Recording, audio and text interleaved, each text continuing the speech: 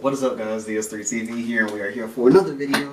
This one is Miscellaneous Myths, Hades-Persephone by Overly Sarcastic Productions. This is going to be a good video. Subscribe to the channel. Also, subscribe to the channel. I want to get 1,000 subscribers by my birthday. And also, yeah, you could put stuff in the that you want me to react to in the comment section down below, and I will take a look at it. And also, if I can react to it, I'll tell you in the comment section, but more than likely I'll be able to react to it, so put it in the comment section down below. Yeah, so let's get into it. And okay, let's not kid ourselves here. Relationships in Greek mythology are almost unilaterally really bad. Zeus and Hera get some flack for Zeus's non-stop adultering with extremely unwilling mortals, and Hera subsequently punishing the innocent mortals involved, but that's got nothing on the story of their actual marriage, which I will not be recounting here because it is so far from consensual there is no way for me to be funny about it. And far from consensual is a recurring theme in the mythos. Zeus, Poseidon, and Apollo especially tend to default to kidnapping when a pre-mortal catches their eye, sometimes combined with their whole divine shapeshifting dealio to trick or coerce those mortals into banging them. If the mortal is lucky, they survive the process and gain some superpowers or kick off a lineage of heroes. If they're not, they usually die horribly. Some of Apollo's famous lovers die tragically after a fulfilling personal relationship with him, but most of them die tragically trying to outrun him. That is straight up fucked, and everybody knows it. Check almost any Olympian god's list of lovers, and you'll usually find at least one character who super didn't want to be on that list. Yes, even your favorite. Yes, even Olympian soft boy Dionysus. And I will be the first to admit that I gloss over a lot of this stuff in my videos, and I do that because it makes me incredibly uncomfortable. Can you blame me? It's not like I'm the only one. I grew up. I will say I wouldn't blame you. I wouldn't want to talk about it if my videos are meant to be more so on the funny side.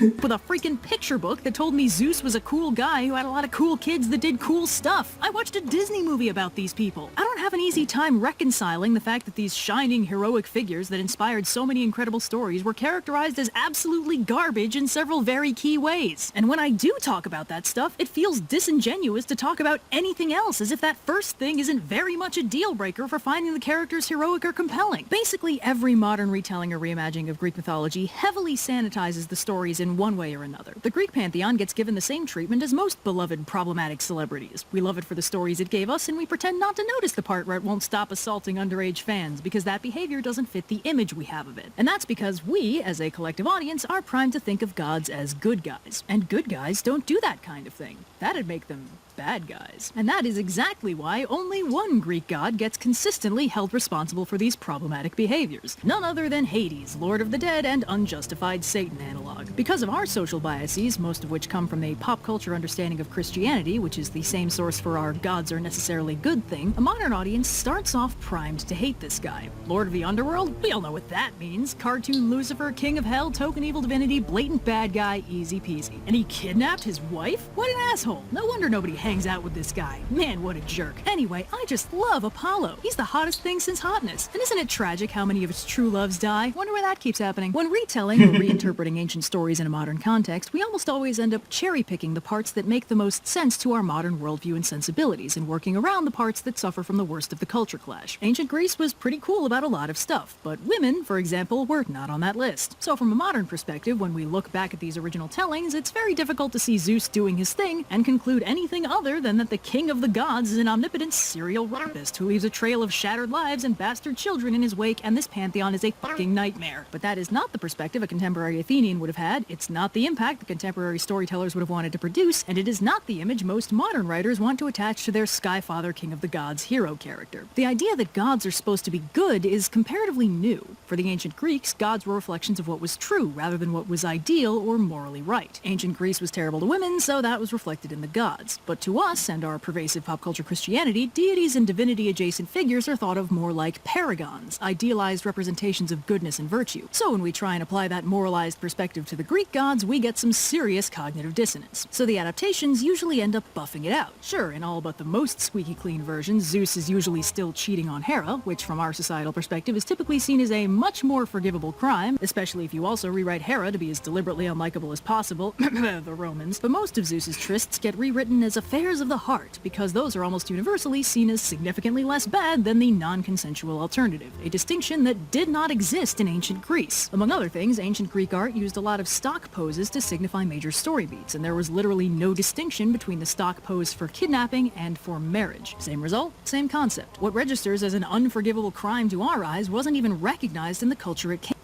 And isn't it like in some cultures, like it's like you pretend to kidnap your wife or whatever, like during like your wedding ceremony? Isn't that like something that some cultures do? I believe.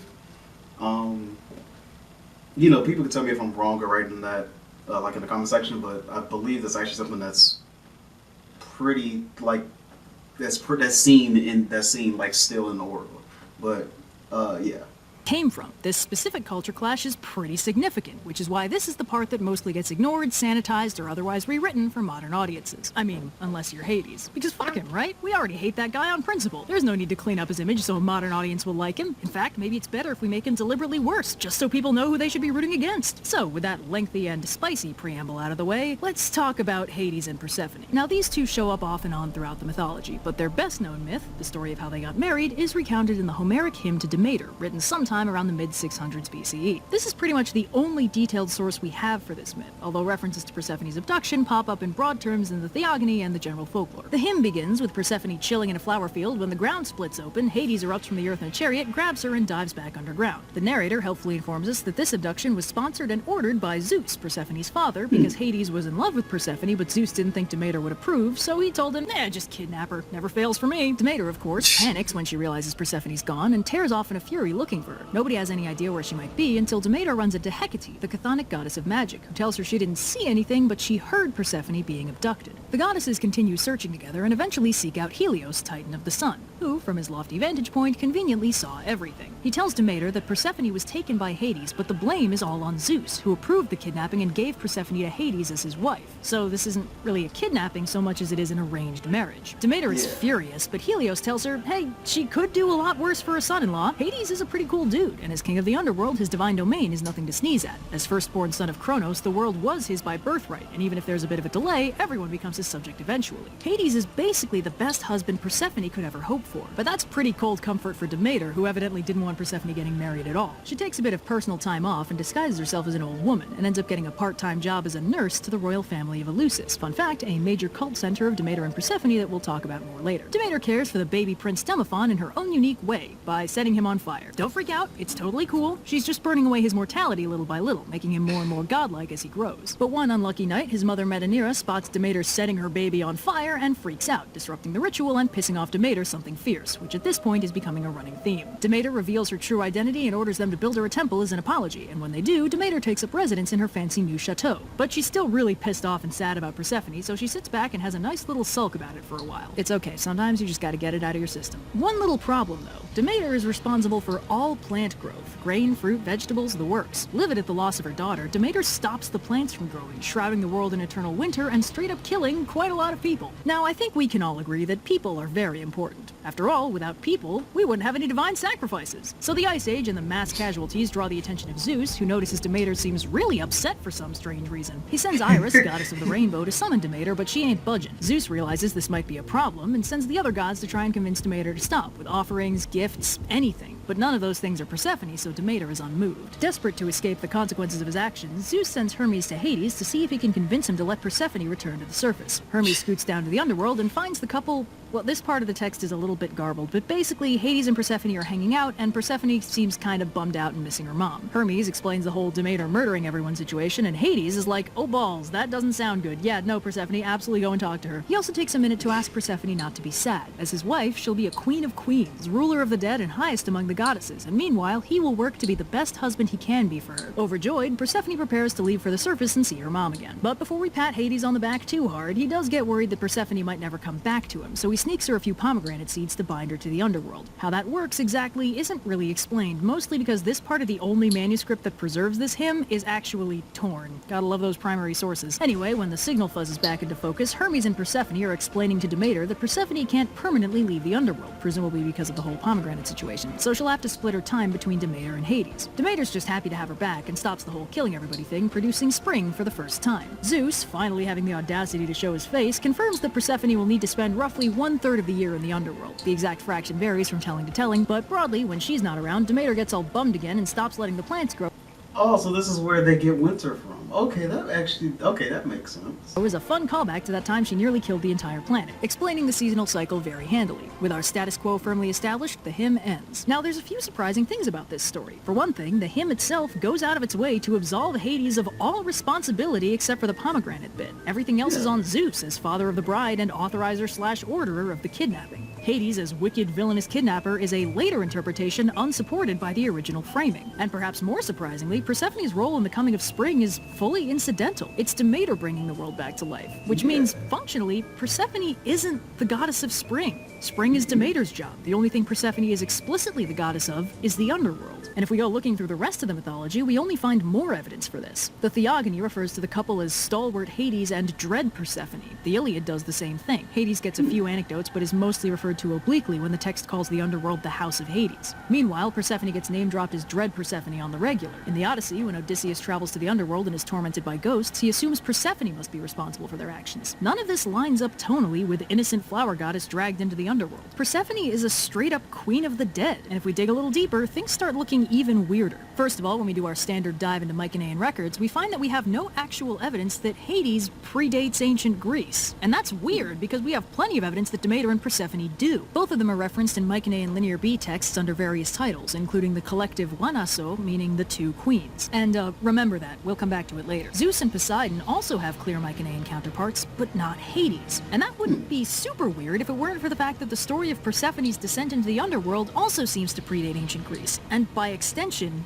Hades. Now, just because we cannot find his name in Linear B does not strictly mean that Hades didn't exist in some form, but we do know that in the Mycenaean inscriptions we have, the role of King of the Underworld was filled by Poseidon, which would have made Hades' role redundant, and Poseidon is frequently referred to collectively with the Wanaso with the epithet Wanax, meaning the king, implying that Mycenaean Poseidon, Demeter, and Persephone were worshipped together in some form of trio capacity. So even if the kidnapper figure wasn't Hades back in the Mycenaean days, Demeter and Persephone were still mixed up with the King of the Dead. Anyway, the Homeric hymn is the main written account we have of the abduction myth, but it was also ritually reenacted every year at the Eleusinian Mysteries, an initiation rite for the cult of Demeter and Persephone at Eleusis. We don't know what exactly they entailed, because the whole thing with mystery cults is that they kept their exact rites secret, but the theory is that it was originally derived from an agrarian Mycenaean religious ritual that predates the Greek Dark Age. The central theme of the mystery seemed to be the three-part journey of Persephone, her descent into the underworld, staying in the underworld while Demeter looked for her, and her ascending out of the underworld to reunite with Demeter. Hades had a part in the mystery as it was practiced in ancient Greece, but if it's as old as the theory believes, Hades might not have existed when it started in the Mycenaean Age. And he's not as central to the narrative structure as Persephone and Demeter. He's basically just a walking inciting incident to get Persephone into the underworld in the first place. He might not have been strictly necessary in the Mycenaean version, which is good because as near as we can interpolate, he can't have been in it, or at least not as the character we recognize later. And on top of that, the whole descent into and ascent out of the underworld thing is a very common story structure in Indo-European mythology, as we've talked about with Ishtar, and that base story format does not require an abduction. And that's not the only instance in the mythology where Hades takes a back seat. Persephone and Demeter are central to a very ancient Arcadian mystery cult that doesn't seem to factor in Hades at all. In Arcadia, Demeter and Persephone are collectively referred to as Despoinai, meaning the mistresses, which you may note is quite similar to the Linear B Wanaso Two Queens title. In Arcadia, Persephone was also individually called Despoina, the mistress, and this gets a bit confusing because Despoina is sometimes described as distinctly separate from Persephone, and by sometimes I mean exclusively by Pausanias in the 200s AD, fully 800 years after the Homeric hymns, and apparently by nobody else. Other than him, basically everyone seems to recognize that Despoina is Persephone, but it's hard to say for certain, both because mystery cults keep their secrets, and because Despoina's whole deal was that her true name was forbidden. Only those initiated in her mysteries were allowed to know or speak it. So it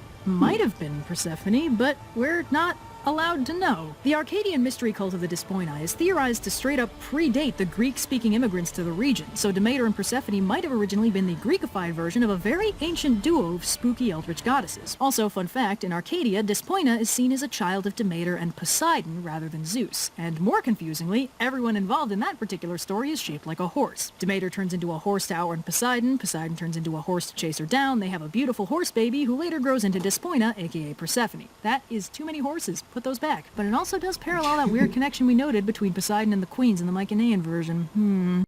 What's up, DS3TV? We are back for another video, and this one is well, not another video, this is another part to the video. I just got done filming the Reddit video. So yeah, that's gonna be coming out probably after this one. So yeah. Yeah, this one's gonna be pretty good. And yeah, I think this one's gonna be pretty good. This is gonna be, you know, finishing up the video, not too much to go. So let's get into it. Let's have some fun. Ooh, wait, I kind of think I just messed up. Yeah, I think I just messed up the video. But in other words, it's fine. Because I had to change the audio a little bit. So let's get back into it. Yes, do not record the microphone audio. Record the system audio. Yeah. Okay, so yeah, now let's get into the video. We'll get back into the video. And yeah, we get to learn more about how Hades and Persephone weren't actually in the original mythos. So yeah, let's get into it and play. About Persephone's name specifically, because in some parts of the mythology, usually when discussing the time before her abduction, she's referred to as Kore, meaning maiden. Now, unlike Persephone, Kore does occasionally get specifically referenced as a nature goddess. But the other weird thing about that is that Kore is a really vague title. Maiden is the classy translation. It's equally valid to say it just means girl. And that sounds a hell of a lot like a vague pseudonym you use when you can't say their name, like in the case of Despoina, and more notably, Hades. See, underworld gods were scary as hell, pun intended, and it was generally believed that calling them by name was a really good way to get their attention, which was a scary bad thing. So rather than saying Hades' name outright, he'd mostly get called by epithets or euphemisms, like the one with many names, or the one who receives many guests, which has the bonus benefit of sounding raw as hell. So we've got Persephone, which is, as near as we can tell, her actual name. But we've also got two extremely vague but very distinct titles, Kore and Despoina, that seem to have been pseudonyms originally arising from people specifically playing it safe and trying not to get her attention. Pre-Socratic philosopher Empedocles actually calls her Nestis, which supposedly means the fasting one. All these vague nicknames and pseudonyms lend some pretty significant credence to the idea that Persephone's oldest version, whatever it was really, really scary. Like, don't speak her name, you might get her attention scary. And the fact that Persephone has potentially over 1,000 years of secret mystery history, while the first concrete confirmation we have of Hades' existence is the Iliad, is actually kind of reflected in how they're characterized in the actual mythos, because Hades doesn't actually do much. He rules the underworld and shows up whenever someone visits, but he doesn't, like, go out and do stuff. He's pretty passive most of the time. Even in his own core myth, he takes a backseat to the core mother-daughter drama. Persephone and Demeter have so much going on, we literally can't tell how many other goddesses and chthonic rituals might be caught up in their personal mythology, but Hades is exactly what it says on the box. He feels simpler. Now, this might be because the underworld kind of creeped the ancient Greeks out, so they avoided talking, thinking, or writing about it in case they attracted its attention. But while that would explain Hades' broadly inoffensive and generally lawful characterization, it wouldn't really explain why Persephone, also a dread underworld deity, is disproportionately so much more complicated than him. Now, it's impossible to be sure about almost anything about this, but my guess, and this is just me theorizing, is that Persephone as Dread Queen of the Underworld is probably her oldest characterization, and all her other names and versions came from the deliberate vagueness people used when talking about her because of how scary she was. The flowery Kore spring goddess stuff seems to have been a later retcon to give her some pre-underworld lore that wasn't reflected in how she was actually worshipped. And if I can get a little wilder in my speculation, I think Hades might have started off as an offshoot of Mycenaean Poseidon. Now, as we've discussed, Mycenaean Poseidon was king of the underworld, and he had an unclear but definitely extant connection to Demeter and Persephone. In fact, in some Minoan and Mycenaean cults, there was a very widespread duality between the paired figures of a god of the underworld and a goddess of nature. And in the Mycenaean version, that god of the underworld role was filled by Poseidon, and the goddess of nature seems to have been Demeter, although there is some debate over that. The parallels keep popping up, but after the Greek Dark Age, Poseidon was definitely not the king of the underworld anymore, and that connection to the Despoinai was mostly lost, and Hades got it instead. So this might be another Hermes situation, where Hermes started off as a specialized epithet for Pan before getting carved off into his own god. If Poseidon's king of the underworld duties got peeled off during the Dark Age and formed a new god filling an ancient role, that'd account for the discrepancy and why Hades is curiously absent from the pre-Dark Age sources, and barely factors into the Homeric stories either. It'd also potentially indicate that in the pre-Dark Age roots of the abduction story, Poseidon filled some variation of the role that later belonged to Hades. This is 100% my own crack theory, though. I cannot find anyone else making this connection, and there is no ironclad textual evidence to support this. We are fully in the thumbtacks and string zone here. But if there's one thing that Full conspiracy theory time, I understand it. we can definitely take away from this, it's that this is a uniquely snarled part of the mythos. There's a ton of moving parts, epithets, and pseudonyms making everything confusing. This is not helped by the fact that there's also a lot of widely accepted misinformation about the story in general and Persephone specifically. On one side, there's the misinterpretation that Persephone's abduction was a horrifyingly violent assault, which stems from the fact that the ancient word for kidnap has taken on much more unpleasant connotations over the centuries, which was not its original application in the story. And on the other end of the misconception spectrum, there's the fairly modern idea that in the original version of the myth, Persephone willingly walked into the underworld and the kidnapping thing was a later retcon to strip away Persephone's agency and girl power. I trace this telling all the way back to the archaic era of 1978, when author Charlene Spretnak wrote Lost Goddesses of Early Greece, a collection of pre-Hellenic myths, which was intended to make the mythology more palatable for her young daughter since she didn't want to expose her to all the kidnapping and sexual assault. This book attempted to interpolate what a theoretical pre-patriarchal no-kidnapping version of the myth might have looked like, but it has no sources because there are no pre-Hellenic, pre-kidnapping sources for this story. We just don't have them. They don't exist. So this is fanfic.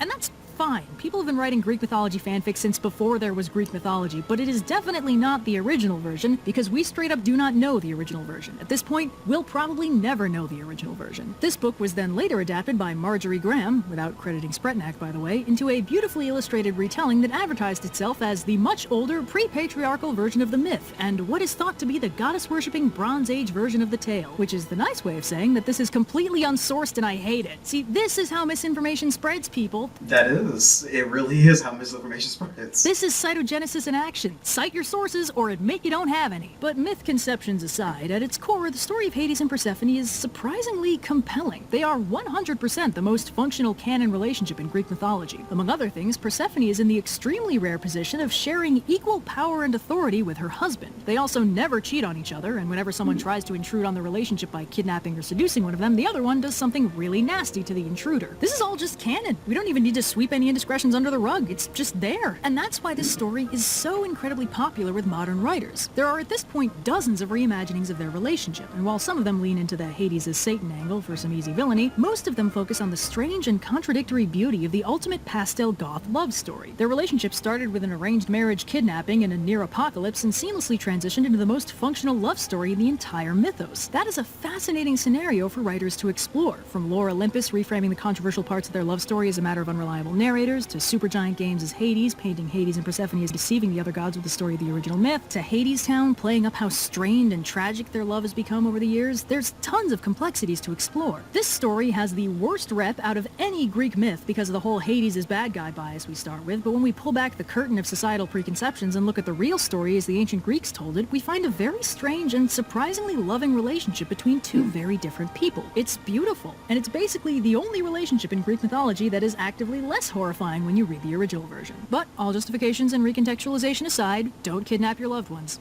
Not even if their dad tells you to. We know better now. Oh, the weather outside is... Okay, it like skipped the first part, which I don't understand why. Okay, let's start that back again. Ones. Not even if their dad tells you to. We know better now. Oh, the... I'm gonna go ahead and blame this, blame the Victorians for this whack interpretation. Honestly, you should. Weather outside.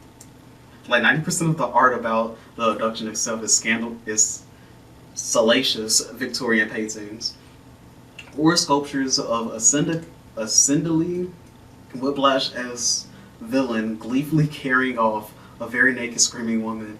And come on now, you know they were fixated on that because they were repressed as hell. Yes, they were.